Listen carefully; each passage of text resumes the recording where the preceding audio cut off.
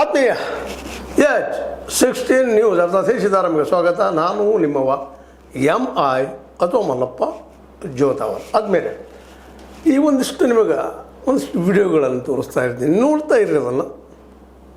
ನೋಡಿದ ಮೇಲೆ ನಿಮಗೆ ಏನು ಅನ್ನಿಸ್ತದ ನಂತರ ವಿಚಾರ ಮಾಡೋಣ.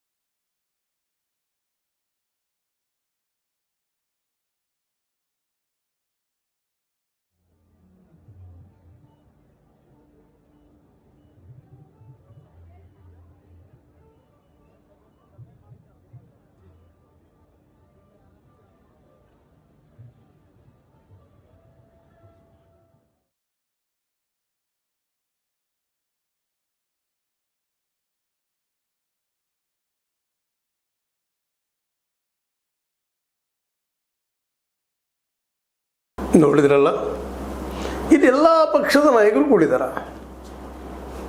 ಇಲ್ಲೇ ಮೋದಿಯವರು ಇದ್ದಾರೆ, ಸೋನಿಯಾ ಗಾಂಧಿಯವರು ಇದ್ದಾರೆ, ರಾಹುಲ್ ಗಾಂಧಿಯವರು ಇದ್ದಾರೆ, ಪವಾರ್ ಇದ್ದಾರೆ, ಶಿವಸೇನೆಯವರು ಇದ್ದಾರೆ, ಯಾರಿಲ್ಲ, ಎಲ್ಲರೂ ಇದ್ದಾರೆ. ಇಲ್ಲಿ ಈ ಒಂದು ಸಭೆಯಲ್ಲಿ ಎಲ್ಲರೂ ಕೂಡ್ಕೊಂಡು ಏನೋ ಮಾತಾಡ್ತಿದ್ದಾರೆ, ಖುಷಿ ಪಡೋದು, ಇದರಲ್ಲಿ ಏನು ತಪ್ಪಲ್ಲ. ಆದರೆ ಇವೆಲ್ಲ ಪೊಲಿಟಿಕಲ್ ಪಾರ್ಟಿಗಳು